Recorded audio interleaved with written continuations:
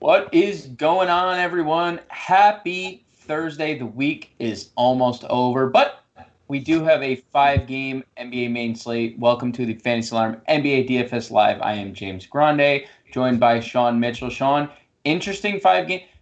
Every slate from here on out is going to be interesting with the amount of COVID news, injury news. There's just value aplenty on every single slate. There are injuries aplenty on every single slate. Everyone's playing a back-to-back. Sean, my head is in a tailspin with the amount of news that we have to keep up with on the daily. Yeah, I mean, it's gotten to the point where, you're having one or at least one, if not two or three different teams that are only fielding 9 guys. And it's like, they've only got 9 guys. I know, I kept saying that last night, with Finsty, and he kept saying, well, say that again. They only had, the Nets only had 9 guys. And guess what? You had Bruce Brown go for 35. It was just, if you didn't have those guys, you had no chance. And it's the same way now. We've got two teams that are basically fielding 9 players, and you're going to have to get your value there. And most of we talked about this before we hopped on. It's mostly reverting us to playing stars and scrubs. And you have to, because if you don't get in those big studs and play those scrubs that are, have been going off at min price, giving you 30, 25, 35 fantasy points, you have no shots, especially in tournaments. Yeah, and for people who don't generally play stars and scrubs, and there are people that always have, always will, this is probably uncomfortable for you, but it's something that we're going to have to get used to throughout the rest of the year, because we're likely going to have COVID concerns for the foreseeable future. So just get used to it, adapt to it. We have to adapt in DFS and fantasy in general. So I do think the stars and scrubs approach is going to be around for a while. So long as COVID is. But Sean, we do have 5 games to talk about. A couple notable game totals. Indiana-Portland currently a slate high, 229 over under. Portland 2.5-point favorites at home on the second leg of a back-to-back. Golden State-Denver, only a 5-point spread there. This is the second closest spread on the board, also the second highest implied total at 225.5. The Houston-San Antonio spread is interesting to me, considering it's only 7.5. San Antonio at full strength, getting DeMar DeRozan back tonight, only 7.5. It's a 218 total. Charlotte, Toronto, 220, and then Miami, Philly, 222.5. Philly has everyone back, excluding Seth Curry, who actually had COVID-19 or has COVID-19 currently. But everyone for Philly's active. Ben Simmons, Joel Embiid, Shake Milton, Tobias Harris, they're all active. So they have a full squad. That is why they are 10.5-point favorites at home. But Sean, ready to jump into the play-by-play action? Oh, Let's start at the top of the point guard position, where there are two guys that I think are notable over 9K. There's actually only two guys priced over 9K tonight, and it's Stephen Curry and it is Damien Lillard. We saw Lillard go absolutely crazy on Wednesday night, and we've seen Curry coming off 2 flops where pretty good spots, high total, late night hammer exposure to Steph Curry. What can go wrong? Well, everything went wrong. Where do you lean here, Sean? Because you and I were talking before we hopped on air, and it seemed like both of us were kind of veering more towards Stephen Curry tonight. Yeah, don't get me wrong. It is a tough matchup here for Steph. Anytime you go into the altitude, it's you've got that factor to always think about. But as you mentioned, he's due for a bounce back. He's not been shooting the ball well. He's not been playing very well. And yeah, it's kind of hard. The interesting thing here is that Dame's looking to not exactly be that high owned after his huge game, which I thought a lot of people would likely chase in that scenario. He's back at home. That game has a really decent total of 228. I mean, we saw last night what the Kings and them did. I kept trying to say that last night. This game has a total of 236 points. I mean, they play fast. They don't play a lot of defense. And him and CJ both put up over really good. CJ even went for like 55 still. They both played almost 40 minutes a game. Now that I'm kind of talking about it more, seeing that he is a little bit lower owned than I expected, and lower than Curry in that retrospect. And Curry's on the road here in Denver. I'm kind of liking Lillard a little bit more now. It is I don't think either have the best spot on the board. Right. Damian Lillard will see a lot of Malcolm Brogdon, which is never the most fun you can have. And like you mentioned, Curry traveling to Denver, also a pretty tough environment. But they are two of the more elite scorers in the NBA, so they can really thrash any matchup they're in. So I think their interest level remains high on both. Someone who is not garnering a lot of ownership tonight is Jamal Murray, who is on the flip side of this Steph Curry matchup. And again, Jamal Murray profiles for GPPs only, but this is a pace-up spot against the Warriors. I know he's burned us a bunch lately, Sean, but like any interest in going back to Murray in this matchup? Oh, I've already got probably 25-30% Jamal Murray in tournaments. Yeah, he was one. Obviously, Jokic is one of my big, spend ups tonight. So Right. was looking for ways to pair him and Jamal Murray no better way. I mean, he's, second on the team in usage, right behind Jokic, even though he's had some poor shooting nights lately. Still giving you 35 minutes. He's still got potential to put up 40 plus. His price is way down. I mean, he's under 7K on DraftKings. And he's playing at home in a very, very pace-up match here with Golden State. Yeah, I like everything about it. Steph is not exactly the greatest defender. I think we all know that. Jamal Murray could easily reel off a really good game here. Yeah, and the shot attempts have been on the rise, and they were on the rise without Gary Harris last game. Questionable tonight, Gary Harris is, so something to keep our eyes on. Down at the value tier, I think it's pretty obvious that there is one chalk play, and that's Gabe Vincent tonight, who we tried telling you to play Gabe Vincent. And he was like 25% owned in most big field tournaments, but he was actually the lowest owned Heat member that blew up on that slate. We're going back to the well here with Vincent, right? Right. I mean, yeah. I mean, we've talked about how badly Philadelphia has been against guarding wings. I know Seth Curry's still out, so yeah, I'm totally going back. I know the price is up a little bit, but I'm not really worried about it. Again, the Heat only have 9 players.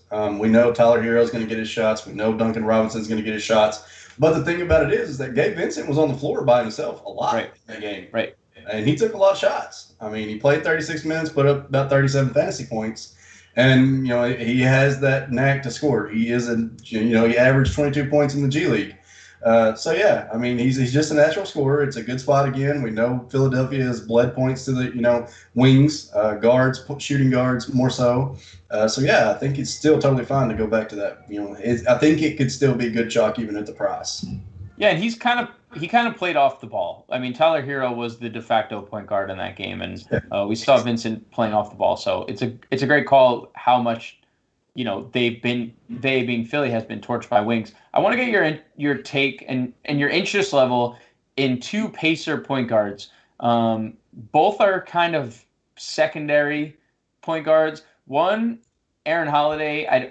I think it's the biggest chase on the slate going after Aaron Holiday, but I do want to get your take on that. And then one of John's sleeper picks tonight is TJ McConnell, and John's been running hot, so I tend to agree here. TJ McConnell returning from the birth of his child. Any interest in Holiday, or is it a chase? And any interest in McConnell, knowing there's no Victor Oladipo?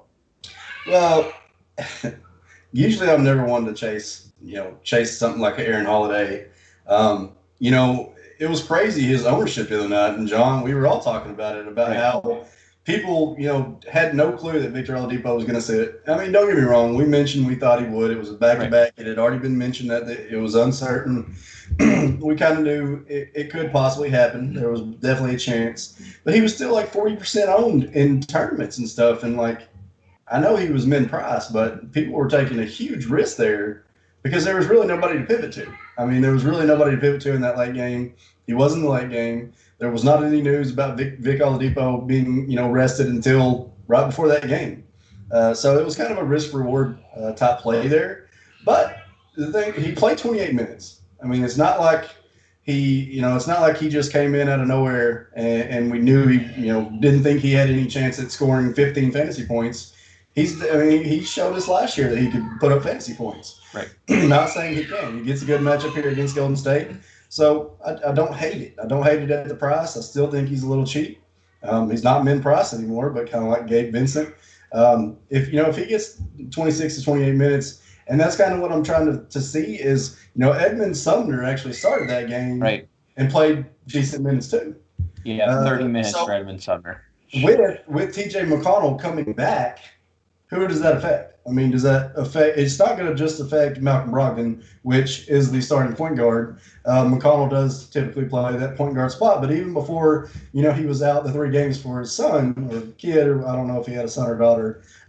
Congrats, by the way, TJ. Either way, we don't know. Before that, he was only playing 13, 14, 16 minutes. So, I mean, he is min-price. If he does happen to get the extra run, I'm not exactly sure how that rotation is going to go. Is more so my reasoning and my thinking right now.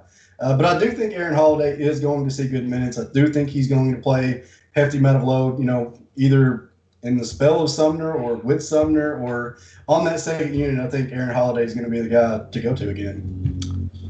Well, after that response, I'm still not playing Aaron Holiday, but it was a good attempt. We do have some breaking news here, Sean. Okay. We do have some breaking news. Gordon Hayward listed probable all day. Currently, the status has been changed to doubtful here.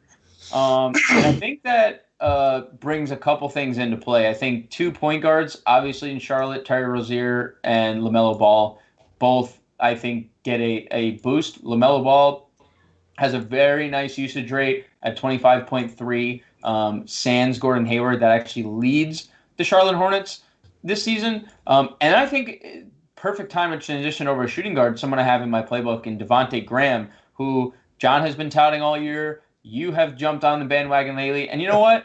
Let's make it a trio here. I'm in on Devontae Graham today. Still not shooting the ball well, and that's clearly that has been apparent, but he's still giving us 40-point upside, and now there's no Gordon Hayward. What are your thoughts on Devontae Graham and just honestly this Charlotte backcourt in general now that there's no Gordon Hayward? Well, I'm just wondering if that directly, I get the usage bump for LaMelo, obviously in that second unit where Gordon was playing a lot with LaMelo. Obviously, LaMelo's going to see that big bump there because there's no Gordon Hayward.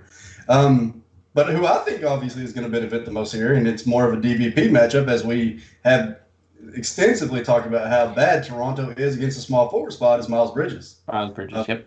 Miles Bridges could potentially start here and play 30-plus minutes. He's extremely cheap. We know that he can play well.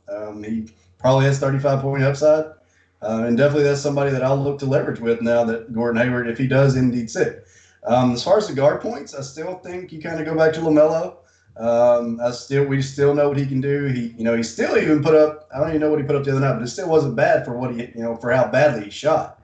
Because I think he only made like 1 or 2 shots in that game. Pretty much let everybody down. Either way, Devontae Graham has been playing better. As we mentioned yesterday, the peripherals have been better. The shooting has not been good. He just cannot, and even last night he even shot decently and, put up a decent amount. So averaging right around 32 fantasy points still a good spot. He's looking to virtually be unowned. I don't mind going back there. I guess the more I think about it, the more I'm a little concerned here. If Hayward doesn't play, that Charlotte can keep this competitive. I think if we are playing Charlotte, guys, it's tournaments. I mean, don't get me wrong. Toronto has not been that great this year either on the defensive side of the ball. Yeah, you're not wrong, but like if Graham's not shooting well and LaMelo's not shooting well. I was going to say, in that event, if you are more concerned now about a potential lead or blowout, it makes me definitely want to play LaMelo. Fair.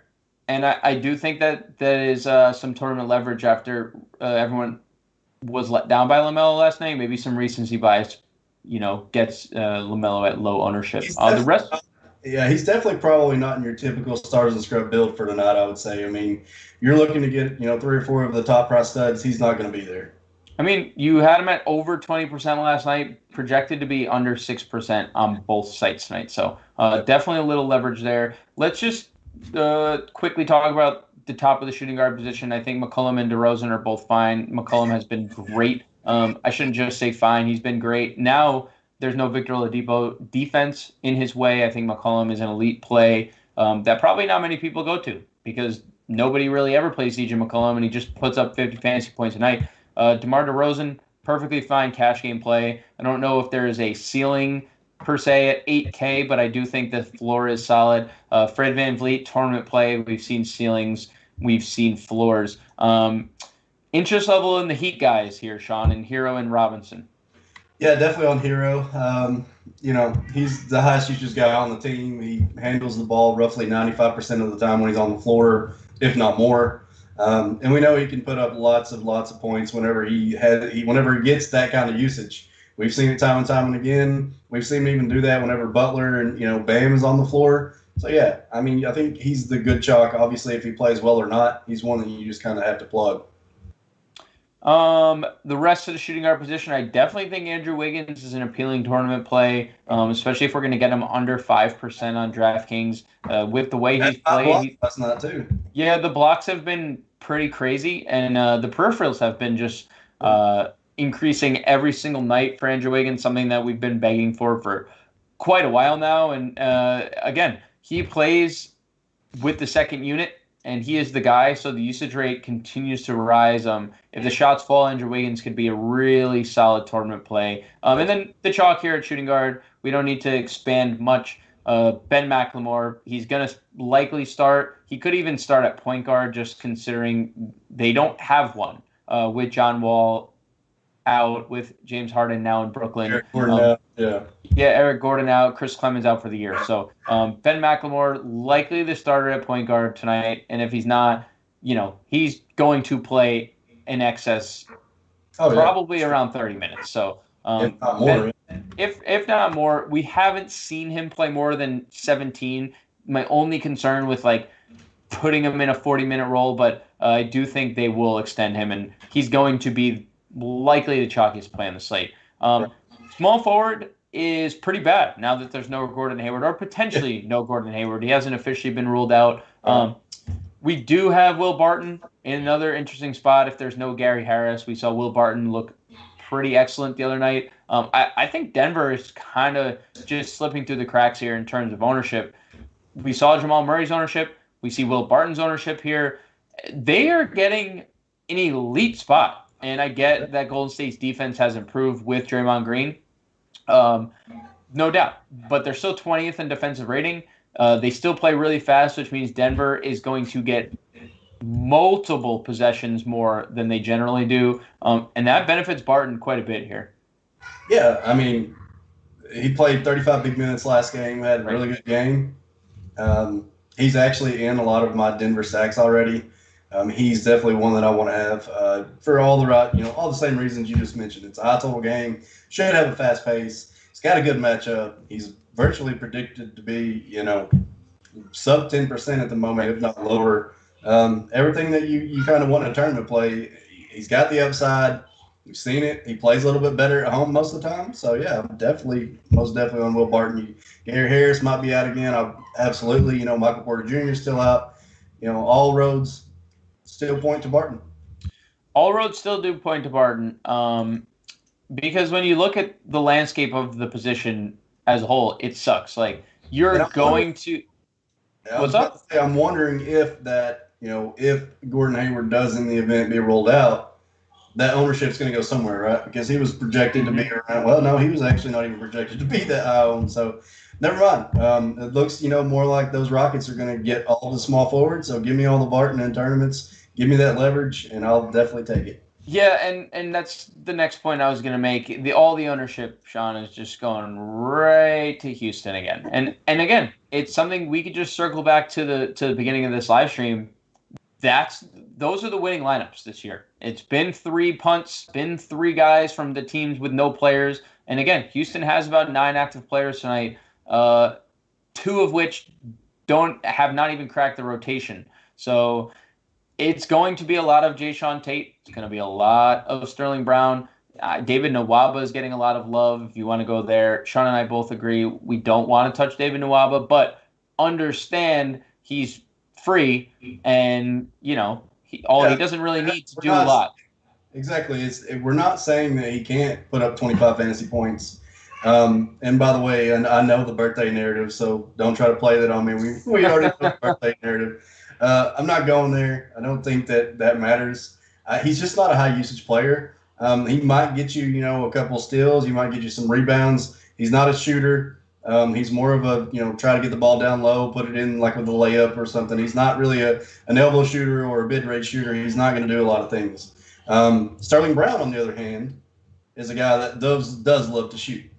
I do have Sterling Brown on DraftKings. He's 3.1K. I don't really think you can avoid that play. I do think he plays 30-plus minutes. I don't really think that there will be any kind of cap minutes on him or worried about the minutes that he might see. I know, again, there's only 9 players. All of them are going to have to play a lot. Sterling Brown could start at the point guard spot if they put Ben at the shooting guard or vice versa. Right. Either way, they're both going to take lots of shots. Christian Wood is going to take a lot of shots. DeMarcus Cousins, who I know we'll get to. We've already talked about him a little bit before the stream. He's going to take a lot of shots. Those are the guys I want. I want to get your take on something interesting because as we're moving along here and we get word that Gordon Hayward's going to be out, just looking at usage rates and fantasy points per minute and things without him on the floor, someone who pops here is Caleb Martin, Sean. And Caleb Martin is 3.3K. Don't get confused with Cody Martin, his twin brother, who also is on the same team.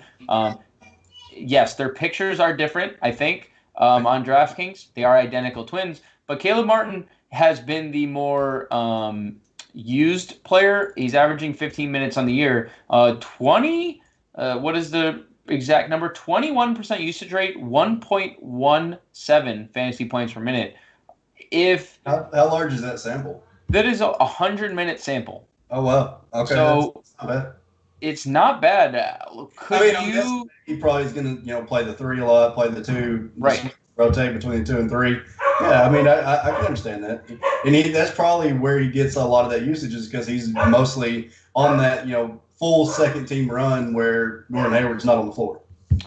I hate how much time we just spent on small forward because it's so bad. So let's shift over to power forward, where I think there's 2 clear-cut elite options up top, and that's Pascal Siakam and Domantas Sabonis. And I think most of the ownership is going to go Sabonis' way, and it's warranted. He has had a tremendous floor. He has had 60-point upside, but Pascal Siakam is showing quite a similar floor ceiling. The offense is kind of flowing through him right now. Double-digit assists in 2 of the last 3 games. Do you have a lean on either of these guys, or you want them both? Do you want to just play them both? I really like Siakam. Same. Because I think, Sabonis is usually chalky. I mean, for a good reason. I'm not saying it's not, but if you look at the price difference, you get a 1K savings with Siakam. Guy, like you said, has put up 10-plus assists in 2 or 3 games. He's doing a lot more. He's being more of a facilitator, and he's scoring well. He's got, like you said, triple-double upside. 50 or more fantasy points in the last 3 or 4. I mean, carrying around the 25% usage rate, 1.16 fantasy point per minute. You really love to see it. We know Toronto has not been great. He's been playing the center spot. He's moved into the 5. They're not playing Aaron Baines anymore. They're playing more Chris Boucher off the bench, which I know he's in here as well, and he's likely a huge GPP play. Mm-hmm. But Siakam is the guy. I mean, he's leading their team in usage other than Fred VanVleet. And as you mentioned, the offense is rolling through him. I think I would much rather take a Pascal Siakam in a good spot here against Charlotte at less ownership. And a top 5 matchup, both power forward and center, whatever position he's playing, is the Charlotte front court, one that we've abused. Give me Siakam. And honestly, I think Sabonis is fine, but why not go to Chris Boucher at 6,500 on DraftKings as well? I think I'm gonna say that I think Toronto is my sneaky stack of the night. Just looking at all these ownerships, I don't get it because whether or not they've been good or bad, that means they've been playing more competitive games than they have last year. So if Charlotte's able to keep this close, I mean, we're talking about 40 minutes of Siakam, we're talking about potentially 30 minutes of Boucher, And Boucher has gone for 40 fantasy points or more in 3 straight games on FanDuel, 38 plus on DraftKings in those 3 games. How do you not like this guy in tournaments? I mean, we saw Charlotte, stick around with Philly. I mean, Right. we saw them stick around with them and hang around with them. Right. Not the second game, but the first game they did. They have hung around. I mean, they had Gordon Hayward. So if that does happen, it might be a little bit tougher. He is one of their more major scoring threats, and he's pretty good on defense. So yeah, I mean, it might be a little bit of a situation if Gordon Hayward is out. And it might make you draw back a little bit on Toronto because it could easily turn into a game that you don't really want to see happen. You don't want to see them get to a 15, 17-point lead. But yeah, right now I'm totally fine with Siakam.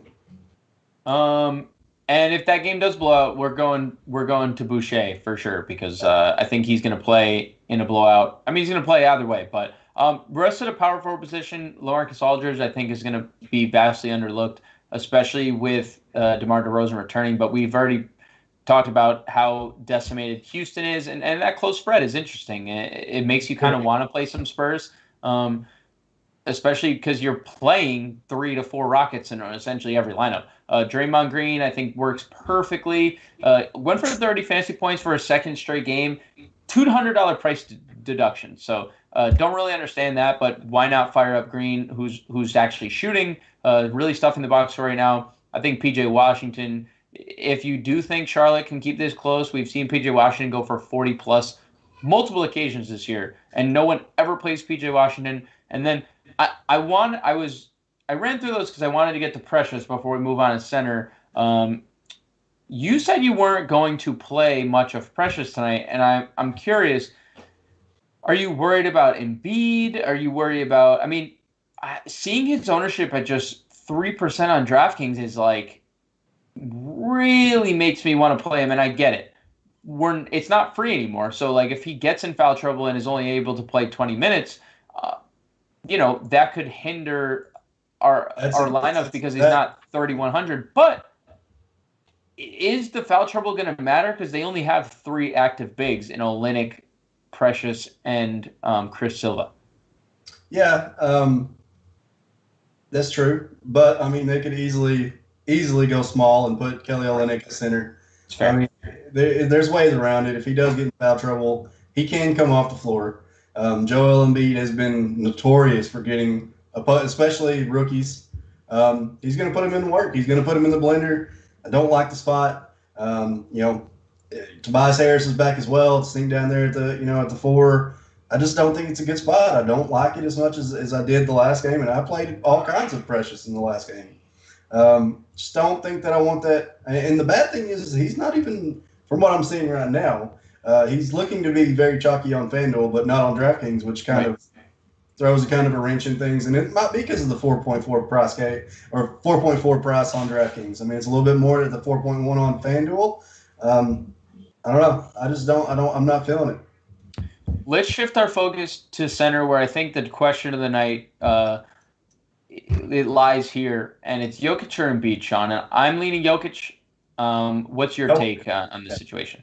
It's Jokic for me. It's Jokic. Jokic. He put up another 70-pointer the other night. I mean, he gets basically a Golden State team that's going to maybe play James Wiseman 20 minutes, and then Draymond Green's going to play a lot of the 5, and I just don't think it's going to work out that well. Don't get me wrong, Draymond has been excellent when he came back, but I just don't think that he can stop Jokic here. I don't see them being able to stop him. I really like the Jamal Murray, Nikola Jokic, Will Barton stack. That's like one of my favorite 3-man stacks of the night. Run back with Curry, run back with Draymond if you want, because I feel like they can also have good games. If Golden State, and the thing is it's only a 4-point spread. Right. And it's got a good total. If this was like a 10, 11-point spread for Denver, I would be a lot more worried. But I think that Golden State hangs around, and I think that Nikola Jokic stays on the floor. I don't think that that Philadelphia is going to allow Miami to hang around that long. I don't either. They've got everybody back. They're now almost 11-point favorite, and I'm sure it's going to go up a little bit more before lock. I just don't see this Heat team hanging around. They're not going to be able to hang around now that Simmons, Embiid, Tobias Harris, Shake Milton, they're all back. I'm not going there. I definitely think that there is still upside. I mean, He's playing like an MVP. Joel Embiid is, but I tend to agree. With everyone back, I mean, if this game blows out, he's not playing, and we've seen it multiple times this year already. He's just not going to play. Let's just finish it out. I think Miles Turner is an interesting tournament play. He is just blocking everything at near the rim. He had another 6 blocks. He's averaging 4.2 blocks, and that's the reason why we're seeing him at 7,800 on FanDuel. But still, GPP winning upside, I think, on DraftKings, even with 6 blocks. I mean, that's 12 free points. We saw him go over 50 last time. I think Miles Turner is interesting. Nurkic was in your value vault, and that's when I first saw his price tag when I was just reading through your value vault. I was pretty confused on the DraftKings price of 5.3. I didn't know. I was like, wait a minute. I minimized my tabs. I had to refocus because I just couldn't believe that he was 5,300. Yeah, that's probably one of the worst prices on DraftKings tonight, I think. Well, worst in a good way. Worst for like us who wanted to play. Yeah, like I want all of it. Yes, I want it all. It's a good spot. The same thing that kind of mentioned in the value vault is we faded the Indiana front court all season long. Centers have done particularly well against Miles Turner. He's more of a kind of. He's in the same boat that he's not like a Joel Embiid size. He's more of a skinny, lanky. He shoots a lot of threes. He's out by the perimeter a lot. I mean, I know he blocks a lot of shots, but this guy hangs out at the 3-point line a lot. He's averaging like 6 or 7 threes a game almost. I want Nurkic. He's fresh off a good game. He's playing really well lately, and he finally played 30 minutes. I mean, he finally got 30 minutes in a game. Hadn't seen him get 30 minutes or more in a game since game 2 of the season. So hopefully that's an encouraging sign. Hopefully that's a positive sign for things to come. I know it's a back-to-back, but we saw him play 35 minutes in games last year. I know Hassan Whiteside was, still playing 20 to 22 minutes. But, whenever we see him play well, we only see Cantor play 15 or 16 or 17 minutes. So as long as he can play well in the early going, he should stay on the floor. Interesting lineup note before we get out of here, and I think it's a perfect actually transition because I have 2 of these guys in the playbook. Rockets will start Sterling Brown, Ben McLemore, Jayshawn Tate, PJ Tucker, and Christian Wood. So Christian Wood starting lineup. Sterling Brown and McLemore is the backcourt. There is no David Nwaba in the starting lineup, thank the Lord, and no DeMarcus Cousins. But Sean, I mean, we were talking about it. This guy does not need a lot of time to fill it up. And if this game blows out, he's going to get a run. He's going to play the backup run regardless at center, right? So Christian Wood has played power forward before if they want to have them both on the floor at the same time because they're not generating enough offense. Could DeMarcus Cousins be in the winning GPP lineup tonight? I mean, I easily think I easily think that DeMarcus Cousins could play 25 minutes tonight or more. I mean, and if he does, you win. Like you are going to win. He's going to absolutely smash this Spurs front court. They've been giving up a lot of points to opposing centers. I really like Cousins. He was in the first couple, my builds. I just think that everybody's going to go to Wood. Everybody wants to play Wood, and for good reason. I know he's average. He's 1.22 fantasy points per minute. He's been playing really well. He's going to see a lot of that first team usage. He's going to be the guy that's probably going to shoot way more than anybody else on the first team. Right. But, I mean, once you're getting DeMarcus Cousins at 4.7, 4.6, we know he's got 35-point upside if he even plays 16 to 18 minutes. I don't see why you would be shocked that he has 45-point upside if he plays 25 minutes. And I think that is the perfect place to wrap up. And I'm actually very happy we got the Rockets news prior to us leaving the stream because now we have almost an hour to tinker. All the content's out. Core player / fast break article will be out right after this. Definitely have to jump in with the Gordon Hayward news. I was pretty big on Gordon Hayward in tournaments today, so definitely have to tinker there. But all the content will be out. We'll be back again with another live stream tomorrow. We will be in subscriber chat, and by we, Sean will be feverishly answering questions per usual, and I will try to fill in where he may miss. But Sean, big thanks to you. Big thanks to Matt Sells for the production side of things, and we'll catch you guys tomorrow.